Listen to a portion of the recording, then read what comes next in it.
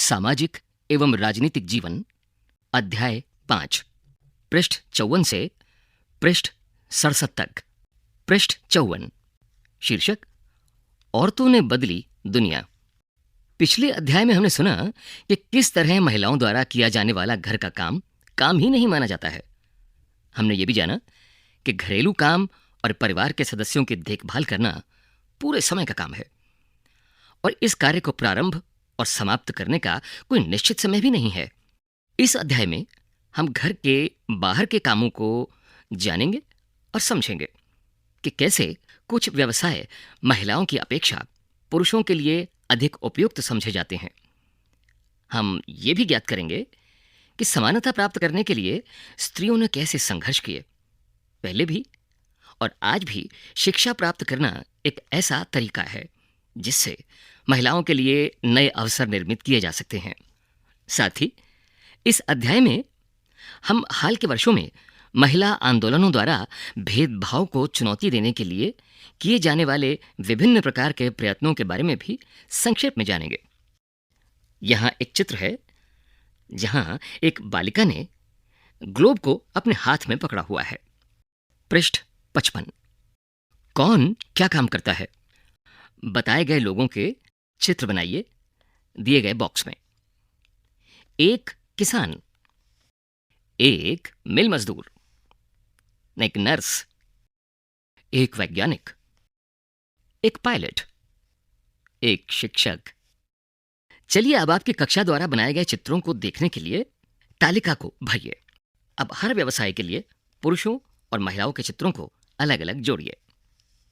वर्ग, शिक्षक, किसान, मिल मजदूर, नर्स, वैज्ञानिक, पायलट। पुरुष चित्र, महिला चित्र। क्या महिलाओं की अपेक्षा पुरुषों के चित्र अधिक हैं? किस प्रकार के व्यवसायों में स्त्रियों की अपेक्षा पुरुषों के चित्र अधिक हैं? क्या सबने नर्स के लिए महिला का ही चित्र बनाया है? क्यों? क्या महिला किसानों के चित्र तुलनात्मक रूप से कम हैं? यदि हैं तो क्यों? पृष्ठ 56, यहां एक खेत में 2 महिलाएं काम कर रही हैं। भारत में 83.6% महिलाएं खेतों में काम करती हैं। उनके काम में पौधे रोपना, खरपतवार निकालना, फसल काटना और कुटाई करना शामिल है। फिर भी जब हम किसान के बारे में सोचते हैं तो हम एक पुरुष के बारे में ही सोचते हैं। स्रोत 61वां नेशनल सैंपल सर्वे 2004-2005। की कक्षा में 30 बच्चे हैं। उन्होंने अपनी कक्षा में यही अभ्यास कराया और उसके परिणाम इस प्रकार रहे। वर्ग, शिक्षक, पुरुष चित्र 5, महिला चित्र 25। वर्ग किसान, पुरुष चित्र 30, महिला चित्र 0। वर्ग मिल मजदूर, पुरुष चित्र 25, महिला चित्र 5। वर्ग नर्स, पुरुष चित्र 0, महिला चित्र 30। वर्ग वैज्ञानिक, पुरुष चित्र 25, महिला चित्र 5। वर्ग पायलट, पुरुष चित्र 27, महिला चित्र 3। शीर्षक कम अवसर और कठोर अपेक्षाएं। रोजी मैडम की कक्षा के अधिकांश बच्चों ने नर्स के लिए महिलाओं के और पायलट के रूप में पुरुषों के चित्र बनाए। ऐसा उन्होंने इस कारण किया कि उन्हें लगता है कि घर के बाहर भी महिलाएं कुछ खास तरह के काम ही अच्छी तरह कर सकती हैं। उदाहरण के लिए बहुत से लोग मानते हैं कि महिलाएं अच्छी नर्सें हो सकती हैं क्योंकि वे अधिक सहनशील और विनम्र होती हैं। पृष्ठ 57, इसे परिवार में स्त्रियों की भूमिका के साथ मिलाकर देखा जाता है। इसी प्रकार से माना जाता है कि विज्ञान के लिए तकनीकी दिमाग की जरूरत होती है और लड़कियां और महिलाएं तकनीकी कार्य करने में सक्षम नहीं होती। अनेक लोग इस प्रकार के रूढ़िवादी धारणाओं में विश्वास करते हैं।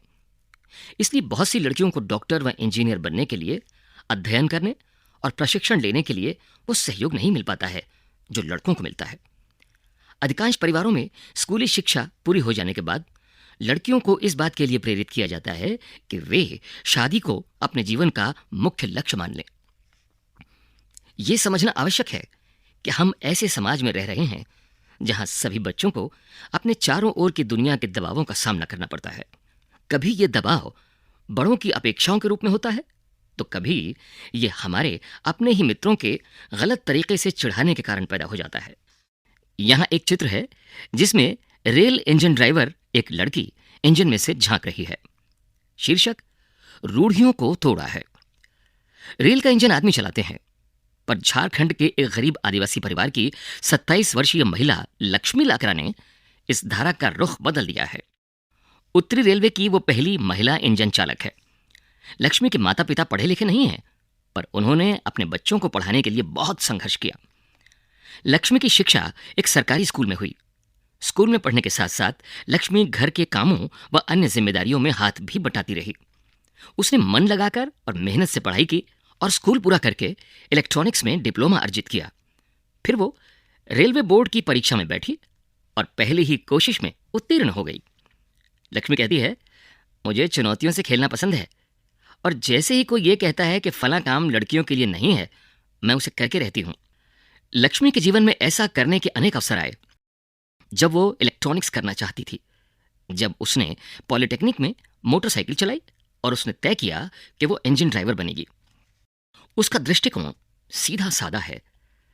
जब तक मुझे मजा आ रहा है और मैं किसी को नुकसान नहीं पहुंचा रही हूं और मैं अच्छे से रह पा रही हूं और अपने माता पिता की मदद कर पा रही हूं, तो मैं अपने तरीके से क्यों न जीऊं। ड्राइविंग हर ट्रेन नीला लाल विमेंस फीचर सर्विस से रूपांतरित। पृष्ठ 58। लड़कों पर ऐसी नौकरी प्राप्त करने के लिए दबाव होता है जिसमें उन्हें अधिक वेतन मिले। यदि वे दूसरे लड़कों की तरह व्यवहार नहीं करते हैं तो उन्हें चिढ़ाया जाता है और धौंस दी जाती है। आपको याद होगा कि कक्षा 6 की पुस्तक में हमने आपको बताया था कि लड़कों को बचपन से ही दूसरों के सामने रोने पर चिढ़ाया जाता है। यहां की कहानियों को पढ़िए और उसके बाद दिए गए प्रश्नों के उत्तर दीजिए। यदि आप जेवियर होते तो कौन से विषय चुनते?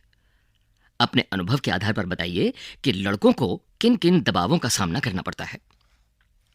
शीर्षक परिवर्तन के लिए सीखना। स्कूल जाना आपके जीवन का एक बहुत महत्वपूर्ण हिस्सा है। जैसे जैसे स्कूलों में हर साल अधिकाधिक संख्या में बच्चे प्रवेश ले रहे हैं, हम सोचने लगे हैं कि सब बच्चों के लिए स्कूल जाना एक साधारण बात है। यहां कुछ चित्र दिए हुए हैं। जेवियर अपना 10वीं बोर्ड का परीक्षा फल देखकर खुश था। यद्यपि विज्ञान और गणित में उसे बहुत अधिक अंक नहीं मिले थे, लेकिन अपने पसंदीदा विषय इतिहास और भाषाओं में उसने अच्छा किया था। जब उसके माता पिता ने परिणाम देखे तो वे खुश नहीं हुए। उसकी मां बोली, हे भगवान जेवियर, गणित में तुम सिर्फ 65% लाए हो, भौतिक शास्त्र में भी तुम्हारे अंक बहुत कम है। जेवियर बोला, मुझे पता है मां, पर कोई बात नहीं, क्योंकि मैं गणित और विज्ञान पढ़ना भी नहीं चाहता हूं, मैं इतिहास पढ़ना चाहता हूं। उसके पिता बोले, इतिहास क्यों पढ़ना चाहते हो? अपने भविष्य के बारे में सोचो। तुम्हें एक अच्छी नौकरी प्राप्त करनी है, इतिहास से क्या मदद मिलेगी? इसमें कोई भविष्य नहीं है।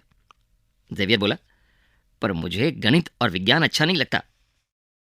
उसकी मां बोली, समझदारी से काम लो बेटे, गणित ले लो और साथ साथ कंप्यूटर भी सीख लेना। कंप्यूटर सीखने से नौकरी आसानी से मिल जाती है। पृष्ठ 59। आज हमारे लिए यह कल्पना करना भी कठिन है कि कुछ बच्चों के लिए स्कूल जाना और पढ़ना पहुंच के बाहर की बात या अनुचित बात भी मानी जा सकती है। परंतु अतीत में लिखना और पढ़ना कुछ लोग ही जानते थे। अधिकांश बच्चे वही काम सीखते थे जो उनके परिवार में होता था या उनके बुजुर्ग करते थे। लड़कियों की स्थिति और भी खराब थी। उन समाजों में जहां लड़कों को पढ़ना लिखना सिखाया जाता था, लड़कियों को अक्षर तक सीखने की अनुमति नहीं थी। यहां तक कि उन परिवारों में भी जहां कुम्हारी, बुनकरी, वस्त्र बुनना और हस्तकला सिखाई जाती थी। यह धारणा थी कि लड़कियों और औरतों का काम केवल सहायता करने तक ही सीमित है। उदाहरण के लिए, कुम्हार के व्यवसाय में स्त्रियां मिट्टी एकत्र करती थीं और बर्तन बनाने के लिए उसे तैयार करती थीं। चूंकि वे चाक नहीं चलाती थीं, इसलिए उन्हें कुम्हार नहीं माना जाता था। 19वीं शताब्दी में, लगभग 200 वर्ष पूर्व, शिक्षा के बारे में कई नए विचारों ने जन्म लिया।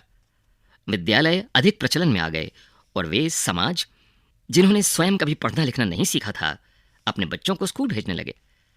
तब भी लड़कियों की शिक्षा को लेकर बहुत विरोध हुआ।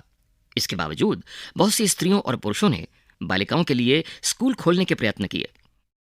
स्त्रियों ने पढ़ना लिखना सीखने के लिए संघर्ष किया। आइए हम राजसुंदरी देवी 1800 से 1890 का अनुभव जानें, जो 200 वर्ष पूर्व पश्चिमी बंगाल में पैदा हुई थीं। 60 वर्ष की अवस्था में उन्होंने बांग्ला भाषा में अपनी आत्मकथा लिखी। यहां 2 चित्र दिए हुए हैं। एक चित्र में बहुत सी महिलाएं कुछ कार्य कर रही हैं और दूसरे चित्र में रमाबाई 1858 से 1922 अपनी बेटी के साथ। महिला शिक्षा की ये योद्धा स्वयं कभी स्कूल नहीं गई, पर अपने माता पिता से उन्होंने पढ़ना लिखना सीख लिया। उन्हें पंडिता की उपाधि दी गई क्योंकि वे संस्कृत पढ़ना लिखना जानती थीं, जो उस समय की औरतों के लिए बहुत बड़ी उपलब्धि थी। औरतों को तब ये ज्ञान अर्जित करने की अनुमति नहीं थी। उन्होंने 1898 में पुणे के पास खेड़ गांव में एक मिशन स्थापित किया, जहां विधवा स्त्रियों और गरीब औरतों को पढ़ने लिखने तथा स्वतंत्र होने की शिक्षा दी जाती थी। उन्हें लकड़ी से चीजें बनाने, छापाखाना चलाने जैसी कुशलताएं भी सिखाई जाती थीं, जो वर्तमान में भी लड़कियों को कम ही सिखाई जाती हैं। जो पहला चित्र था, उसमें छपी तस्वीर में उनका छापाखाना दिखाया गया है। रमाबाई का मिशन आज भी सक्रिय है। पेज 60 उनकी पुस्तक अमर जीवन किसी भारतीय महिला द्वारा लिखित पहली आत्मकथा है। रामसुंदरी देवी एक धनवान जमींदार परिवार की गृहिणी थी। उस समय लोगों का विश्वास था कि यदि लड़की लिखती पढ़ती है तो वो पति के लिए दुर्भाग्य लाती है और विधवा हो जाती है। इसके बावजूद उन्होंने अपनी शादी के बहुत समय बाद स्वयं ही छुप छुप कर लिखना पढ़ना सीखा। मैं अत्यंत सवेरे ही काम करना शुरू कर देती थी और उधर आधी रात हो जाने के बाद भी काम में लगी रहती थी। बीच में भी विश्राम नहीं होता था। उस समय मैं केवल 14 वर्ष की थी। मेरे मन में एक अभिलाषा पनपने लगी। मैं पढ़ना सीखूंगी और एक धार्मिक पांडुलिपि पढ़ूंगी। मैं अभागी थी। उन दिनों स्त्रियों को नहीं पढ़ाया जाता था। बाद में मैं स्वयं ही अपने विचारों का विरोध करने लगी। मुझे क्या हो गया है? स्त्रियां पढ़ती नहीं हैं, फिर मैं कैसे पढ़ूंगी? शिक्षा प्राप्त करके कुछ महिलाओं ने समाज में स्त्रियों की स्थिति के बारे में प्रश्न उठाए। उन्होंने असमानता के अपने अनुभवों का वर्णन करते हुए कहानियां, पात्र और आत्मकथाएं लिखीं। अपने लेखों में उन्होंने स्त्री और पुरुष दोनों के लिए सोचने और जीने के नए नए तरीकों की कल्पना की।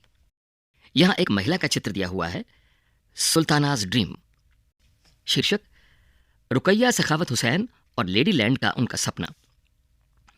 रुकैया सखावत हुसैन 1880 से 1932 एक धनी परिवार में पैदा हुई थीं, जिसके पास बहुत जमीन थी। यद्यपि उन्हें उर्दू पढ़ना और लिखना आता था, परंतु उन्हें बांग्ला और अंग्रेजी सीखने से रोका गया। उस समय अंग्रेजी को ऐसी भाषा के रूप में देखा जाता था जो लड़कियों के सामने नए विचार रखती थी, जिन्हें लोग लड़कियों के लिए ठीक नहीं मानते थे। इसलिए अंग्रेजी अधिकतर लड़कों को ही पढ़ाई जाती थी। रुकैया ने अपने बड़े भाई और बहन के सहयोग से बांग्ला और अंग्रेजी पढ़ना और लिखना सीखा। आगे जाकर वे एक लेखिका बनी। 1905 में जब वे केवल 25 वर्ष की थीं, अंग्रेजी भाषा के कौशल का अभ्यास करने के लिए उन्होंने एक उल्लेखनीय कहानी लिखी, जिसका शीर्षक था सुल्ताना का स्वप्न। कहानी में सुल्ताना नामक एक स्त्री की कल्पना की गई थी, जो लेडी लैंड नाम की एक जगह पहुंचती है। लेडी लैंड ऐसा स्थान था जहां पर स्त्रियों को पढ़ने, काम करने और आविष्कार करने की स्वतंत्रता थी। इस कहानी में महिलाएं बादलों से होने वाली वर्षा को रोकने के लिए उपाय खोजती हैं और हवाई कारें चलाती हैं। लेडीलैंड में पुरुषों की आक्रामक बंदूकें और युद्ध के अन्य अस्त्र शस्त्र स्त्रियों की बौद्धिक शक्ति से हरा दिए जाते हैं और पुरुष एक अलग थलग स्थान में भेज दिए जाते हैं। सुल्ताना लेडीलैंड में अपनी बहन सराहा के साथ यात्रा पर जाती हैं। तभी उसकी आंख खुल जाती है और उसे पता चलता है कि वो तो केवल स्वप्न देख रही थी। जैसा कि आपने जाना कि रुकैया सखावत हुसैन उस समय स्त्रियों के हवाई जहाज और कारें चलाने का स्वप्न देख रही थीं, जब लड़कियों को स्कूल तक जाने की अनुमति नहीं थी। इस तरह से शिक्षा ने रुकैया का जीवन बदल दिया। रुकैया केवल स्वयं शिक्षित होकर संतुष्ट नहीं हुई, उनकी शिक्षा ने उन्हें स्वप्न देखने और लिखने की ही शक्ति नहीं दी, वरन उससे भी अधिक करने की शक्ति दी। 1910 में उन्होंने कोलकाता में लड़कियों के लिए एक स्कूल खोला जो आज भी कार्य कर रहा है। पृष्ठ 61। फिर मुझे एक स्वप्न आया। मैं चैतन्य भागवत, एक संत का जीवन पढ़ रही थी। बाद में दिन के समय जब मैं रसोई में बैठी हुई भोजन बना रही थी, मैंने अपने पति को सबसे बड़े बेटे से कहते सुना, विपिन, मैंने अपनी चैतन्य भागवत यहां छोड़ी है। जब मैं इसे मंगाऊं तुम इसे अंदर ले आना। वे पुस्तक वहीं छोड़कर चले गए।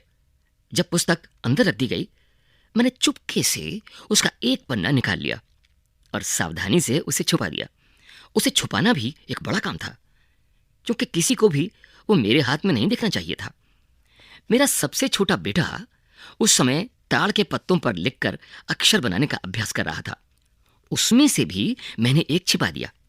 जब मौका मिलता मैं जाती और उस पन्ने के अक्षरों का मिलान अपने याद किए गए अक्षरों से करती। मैंने उन शब्दों का भी मिलान करने की कोशिश की जो मैं दिन भर में सुनती रहती थी। अत्यधिक जतन और कोशिशों से एक लंबे समय के बाद मैं पढ़ना सीख सकी। राजसुंदरी देवी के अक्षर ज्ञान ने उन्हें चैतन्य भागवत पढ़ने का अवसर दिया। स्वयं अपने लेखन से उन्होंने संसार को उस समय की स्त्रियों के जीवन के बारे में जानने का एक अवसर दिया। रामसुंदरी देवी ने अपने दैनंदिन जीवन के अनुभवों को विस्तार से लिखा है। ऐसे भी दिन होते थे जब उन्हें दिन भर में क्षण भर का भी विश्राम नहीं मिलता था। इतना समय भी नहीं कि वे जरा बैठकर कुछ खा ही लें। शीर्षक, वर्तमान समय में शिक्षा और विद्यालय। आज के युग में लड़के और लड़कियां विशाल संख्या में विद्यालय जा रहे हैं, लेकिन फिर भी हम देखते हैं कि लड़कों और लड़कियों की शिक्षा में अंतर है। भारत में हर 10 वर्ष में जनगणना होती है, जिसमें पूरे देश की जनसंख्या की गणना की जाती है। इसमें भारत में रहने वालों के जीवन के बारे में भी विस्तृत जानकारी एकत्रित की जाती है, जैसे उनकी आयु, पढ़ाई, उनके द्वारा किए जाने वाले काम आदि। इस जानकारी का इस्तेमाल हम अनेक बातों के आकलन के लिए करते हैं, जैसे शिक्षित लोगों की संख्या तथा स्त्री और पुरुषों का अनुपात। 1961 की जनगणना के अनुसार 7 वर्ष और उससे अधिक आयु के सब लड़कों और पुरुषों का 40% शिक्षित था, अर्थात वे कम से कम अपना नाम लिख सकते थे। यहां 2 चित्र दिए हुए हैं। पहले चित्र में लड़कियां हैं और एक लड़की बैठकर कुछ पढ़ रही है। रामसुंदरी देवी और रुकैया हुसैन, जिन्हें पढ़ने लिखने की अनुमति नहीं मिली थी, की स्थिति के विपरीत वर्तमान समय में भारत में बड़ी संख्या में लड़कियां स्कूल जा रही हैं। इसके बावजूद भी बहुत सी लड़कियां गरीबी, शिक्षण की सुविधाओं के अभाव और भेदभाव के कारण स्कूल जाना छोड़ देती हैं। सभी समाजों और वर्गों की पृष्ठभूमि वाले बच्चों को शिक्षण की समान सुविधाएं प्रदान करना, विशेषकर लड़कियों को, आज भी भारत में एक चुनौती है। दूसरा चित्र, इसमें कुछ लड़कियां बैठी हैं, साथ में उनकी शिक्षिका हैं। लिखा है क्वालिटी एजुकेशन, सतत विकास लक्ष्य 4, गुणवत्तापूर्ण शिक्षा, www.in.undp.org, पृष्ठ 62। इसकी तुलना में लड़कियों तथा स्त्रियों का केवल 15% भाग शिक्षित था। 2011 की जनगणना के अनुसार लड़कों व पुरुषों की यह संख्या बढ़कर 82% हो गई और शिक्षित लड़कियों तथा स्त्रियों की संख्या 65%। इसका आशय यह हुआ कि पुरुषों और स्त्रियों दोनों के बीच ऐसे लोगों का अनुपात बढ़ गया है जो पढ़ लिख सकते हैं और जिन्हें कुछ हद तक शिक्षा मिल चुकी है। लेकिन जैसा कि आप देख सकते हैं, अब भी स्त्रियों की तुलना में पुरुषों का प्रतिशत अधिक है। इनके बीच का अंतर अभी समाप्त नहीं हुआ है। बताई जा रही तालिका में विभिन्न वर्गों के उन लड़कों व लड़कियों का प्रतिशत दर्शाया गया है जो बीच में ही विद्यालय छोड़ देते हैं। अनुसूचित जाति SC और अनुसूचित जनजाति ST के लड़के और लड़कियां इनमें शामिल हैं। शीर्षक, स्कूल शिक्षा में औसत वार्षिक ड्रॉप आउट दर 2014-2015। प्रतिशत में स्कूल का स्तर, प्राथमिक कक्षा 1 से 5 लड़के 4.36%, सब लड़कियां 3.88%, योग 4.13%, लड़के 4.71%, अनुसूचित जाति लड़कियां 2.0%, योग 4.46%, लड़के 7.02%, अनुसूचित जनजाति लड़कियां 6.84%, योग 6.93%, उच्च प्राथमिक कक्षा 6 से 8, लड़के 3.49%, सब लड़कियां 4.60%, योग 4.03%, लड़के 5%, अनुसूचित जाति लड़कियां 6.03%, योग 5.51%, लड़के 8.48%, अनुसूचित जनजाति लड़कियां 8.71%, योग 8.59%, माध्यमिक कक्षा 9 से 10, लड़के 17.21%, सब लड़कियां 16.88%, योग 17.06%, लड़के 19.64%, अनुसूचित जाति लड़कियां 19.05%, योग 19.36%, लड़के 24.94%, अनुसूचित जनजाति लड़कियां 24.40%, योग 24.68%। स्रोत educational statistics at a glance, MHRD 2018। संभवतः यहां बताई गई तालिका में इस बात पर ध्यान दिया होगा कि सब लड़कियों की श्रेणी की तुलना में अनुसूचित जाति और अनुसूचित जनजाति की लड़कियों की स्कूल छोड़ने की दर अधिक है। इसका अर्थ यह हुआ कि दलित व आदिवासी पृष्ठभूमि की लड़कियों के स्कूल में रहने की संभावना कम रहती है। वर्ष 2011 की जनगणना से यह भी पता चलता है कि अनुसूचित जाति और अनुसूचित जनजाति की अपेक्षा मुस्लिम लड़कियों की प्राथमिक शिक्षा पूरी करने की संभावना और भी कम रहती है। मुस्लिम लड़कियां स्कूल में लगभग 3 वर्ष रह पाती हैं, जबकि अन्य समुदायों की लड़कियां स्कूल में 4 वर्ष का समय बिता पा रही हैं। उच्च प्राथमिक स्तर पर कितने बच्चे स्कूल छोड़ देते हैं? शिक्षा के किस स्तर पर आपको सर्वाधिक बच्चे स्कूल छोड़ते हुए दिखाई देते हैं? आपके विचार में अन्य सभी वर्गों की तुलना में आदिवासी लड़के लड़कियों की विद्यालय छोड़ने की दर अधिक क्यों है? दलित, आदिवासी और मुस्लिम वर्ग के बच्चों के स्कूल छोड़ देने के अनेक कारण हैं। देश के अनेक भागों में, विशेषकर ग्रामीण और गरीब क्षेत्रों में, नियमित रूप से पढ़ाने के लिए न उचित स्कूल हैं, न ही शिक्षक। पृष्ठ 63। यदि विद्यालय घर के पास न हो और लाने ले जाने के लिए किसी साधन जैसे बस या वैन आदि की व्यवस्था न हो, तो अभिभावक लड़कियों को स्कूल नहीं भेजना चाहते। कुछ परिवार अत्यंत निर्धन होते हैं और अपने सब बच्चों को पढ़ाने का खर्चा नहीं उठा पाते। ऐसी स्थिति में लड़कों को प्राथमिक शिक्षा मिल सकती है। बहुत से बच्चे इसलिए भी स्कूल छोड़ देते हैं क्योंकि उनके साथ उनके शिक्षक और सहपाठी भेदभाव करते हैं, जैसा कि ओम प्रकाश वाल्मीकि के साथ हुआ। यहां एक चार्ट है। प्रतिशत में 10, 8, 6, 4, 2, 0 लड़के और लड़कियां। सभी लड़के 4.36%, अनुसूचित जनजाति के लड़के 7.02%। एक चित्र बना हुआ है, बेटी बचाओ बेटी पढ़ाओ। 2014 में शुरू हुई बेटी बचाओ बेटी पढ़ाओ अभियान के बारे में पता करें।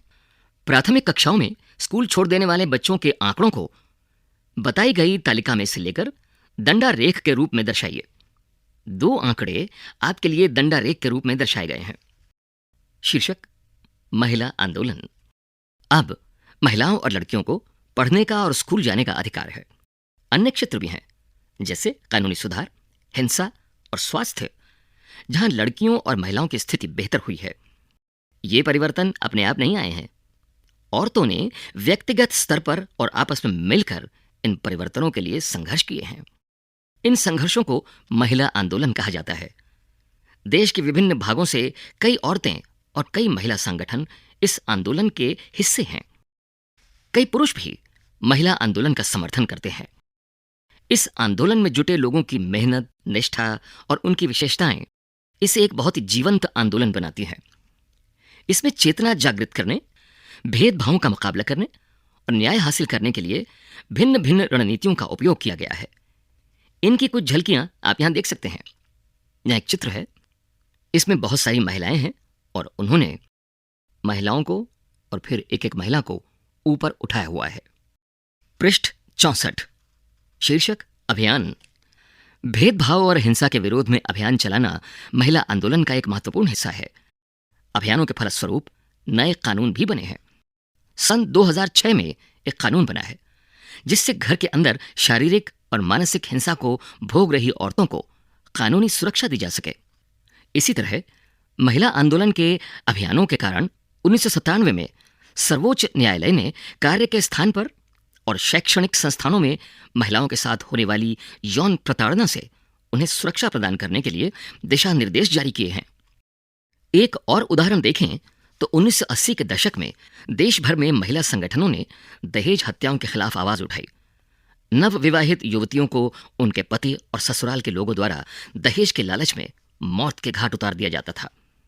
महिला संगठनों ने इस बात की कड़ी आलोचना की कि कानून अपराधियों का कुछ नहीं कर पा रहा है। इस मुद्दे पर महिलाएं सड़कों पर निकल आईं। उन्होंने अदालत के दरवाजे खटखटाए और आपस में अनुभव व जानकारियों का आदान प्रदान किया। अंततः यह समाज का एक बड़ा सार्वजनिक मुद्दा बन गया और अखबारों में छाने लगा। दहेज से संबंधित कानून को बदला गया ताकि दहेज मांगने वाले परिवारों को दंडित किया जा सके। यहां कुछ चित्र हैं जिसमें महिला आंदोलन कर रही हैं और एक महिला एक कागज पढ़ रही है। सत्या रानी महिला आंदोलनों की एक सक्रिय सदस्य। दहेज के लिए मार दी गई अपनी बेटी के मामले में न्याय मांगने के लिए लड़े गए लंबे मुकदमे की कानूनी फाइलों से घिरी हुई सर्वोच्च न्यायालय की सीढ़ियों पर बैठी है। सर्वोच्च न्यायालय का चित्र, तिरंगा लहरा रहा है और सीढ़ियों पर सत्या रानी बैठी हुई हैं। पृष्ठ 65। शीर्षक जागरूकता बढ़ाना। औरतों के अधिकारों के संबंध में समाज में जागरूकता बढ़ाना भी महिला आंदोलन का एक प्रमुख कार्य था। गीतों, नुक्कड़ नाटकों व जनसभाओं के माध्यम से वो अपने संदेश लोगों के बीच पहुंचाता है। यहां दो चित्र हैं। एक में महिला कुछ दिखा रही है, दूसरे चित्र में महिलाएं नुक्कड़ नाटक कर रही हैं, गा रही हैं। शीर्षक विरोध करना। जब महिलाओं के हितों का उल्लंघन होता है, जैसे किसी कानून अथवा नीति द्वारा, तो महिला आंदोलन ऐसे उल्लंघनों के खिलाफ आवाज उठाता है। लोगों का ध्यान खींचने के लिए रैलियां, प्रदर्शन आदि बहुत असरकारक तरीके हैं। जहां एक चित्र में महिलाएं प्लेकार्ड उठाकर प्रदर्शन कर रही हैं। पृष्ठ 66। शीर्षक बंधुत्व व्यक्त करना। न्याय के अन्य मुद्दों व औरतों के साथ बंधुत्व व्यक्त करना भी महिला आंदोलन का ही हिस्सा है। यहां दो चित्र हैं। पहले चित्र में 8 मार्च अंतर्राष्ट्रीय महिला दिवस को दुनिया भर की औरतें अपने संघर्षों को ताजा करने और जश्न मनाने के लिए इकट्ठी होती हैं। दूसरे चित्र में महिलाएं मोमबत्ती जलाए हुए हैं। हर साल 14 अगस्त को वाघा में भारत पाकिस्तान की सीमा पर हजारों लोग इकट्ठा होते हैं और एक सांस्कृतिक कार्यक्रम आयोजित करते हैं।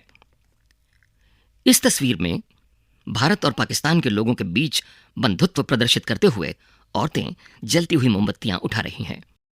तीसरे चित्र में बहुत सारी महिलाएं हाथ उठाकर संकेत दे रही हैं। पृष्ठ 67। अभ्यास 1। आपके विचार से महिलाओं के बारे में प्रचलित रूढ़िवादी धारणा कि वे क्या कर सकती हैं और क्या नहीं, उनके समानता के अधिकार को कैसे प्रभावित करती है। 2। कोई एक कारण बताइए जिसकी वजह से रास सुंदरी देवी, रमाबाई और रुकिया हुसैन के लिए अक्षर ज्ञान इतना महत्वपूर्ण था। 3। निर्धन बालिकाएं पढ़ाई बीच में ही छोड़ देती हैं क्योंकि शिक्षा में उनकी रुचि नहीं है। यहां पीछे पृष्ठ 17 पर दिए गए अनुच्छेद को पढ़कर स्पष्ट कीजिए कि कथन सही क्यों नहीं है। 4। क्या आप महिला आंदोलन द्वारा व्यवहार में लाए जाने वाले संघर्ष के 2 तरीकों के बारे में बता सकते हैं? महिलाएं क्या कर सकती हैं और क्या नहीं। इस विषय पर आपको रूढ़िवादियों के विरुद्ध संघर्ष करना पड़े तो आप पढ़े हुए तरीकों में से कौन से तरीकों का उपयोग करेंगे? आप इसी विशेष तरीके का उपयोग क्यों करेंगे? शब्द संकलन। रूढ़िवादी धारणा। जब हम विश्वास करने लगते हैं कि किसी विशेष धार्मिक, आर्थिक, क्षेत्रीय समूह के लोगों की कुछ निश्चित विशेषताएं होती ही हैं या वे केवल खास प्रकार का कार्य ही कर सकते हैं, तब रूढ़िवादी धारणाओं का जन्म होता है। जैसे कि इस पाठ में हमने जाना कि लड़कों और लड़कियों को अलग अलग विषय लेने के लिए कहा गया, कारण उनकी रुचि न होकर उनका लड़का लड़की होना था। रूढ़िवादी धारणाएं हमें लोगों को उनकी वैयक्तिक विशिष्टताओं के साथ देखने से रोकती हैं। भेदभाव भेदभाव तब होता है जब हम लोगों के साथ समानता व आदर का व्यवहार नहीं करते हैं। ये तब होता है जब व्यक्ति या संस्थाएं पूर्वाग्रहों से ग्रसित होती हैं। भेदभाव तब होता है जब हम किसी के साथ अलग अलग व्यवहार करते हैं या भेद करते हैं। उल्लंघन जब कोई जबरदस्ती कानून तोड़ता है या खुले रूप से किसी का अपमान करता है, तब हम कह सकते हैं कि उसने उल्लंघन किया है। यौन प्रताड़ना, इसका आशय औरत की इच्छा के विरुद्ध उसके साथ यौन से जुड़ी शारीरिक या मौखिक हरकतें करने से है। इसी के साथ 9 अध्यायों की इस पुस्तक का अध्याय 5 यहां समाप्त हुआ।